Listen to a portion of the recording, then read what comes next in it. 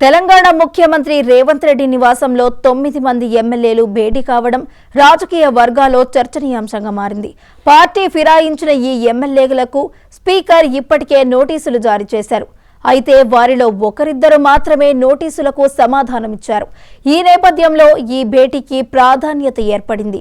ఈ భేటీ అనంతరం ఎమ్మెల్యేలు మాట్లాడుతూ తమ నియోజకవర్గాల అభివృద్ధి కోసమే ముఖ్యమంత్రిని కలిశామని తెలిపారు. ఈ సమావేశంలో స్పీకర్ నోటీసులపై కూడా చర్చ జరిగి ఉంటుందని ఊహాగానాలు వినిపిస్తున్నాయి.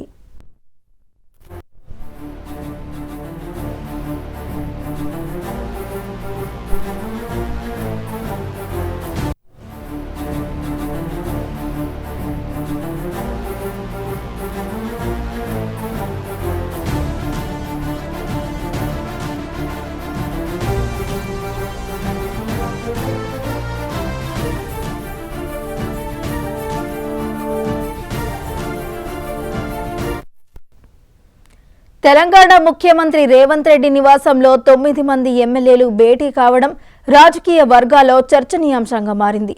పార్టీ ఫిరాయించిన ఈ ఎమ్మెల్యేలకు స్పీకర్ ఇప్పటికే నోటీసులు జారీ చేశారు. అయితే వారిలో ఒకరిద్దరు మాత్రమే నోటీసులకు సమాధానమిచ్చారు. ఈ నేపథ్యంలో ఈ భేటీకి ప్రాధాన్యత ఏర్పడింది. ఈ భేటీ అనంతరం ఎమ్మెల్యేలు మాట్లాడుతూ తమ నియోజకవర్గాల అభివృద్ధి కోసమే ముఖ్యమంత్రిని కలిశామని తెలిపారు.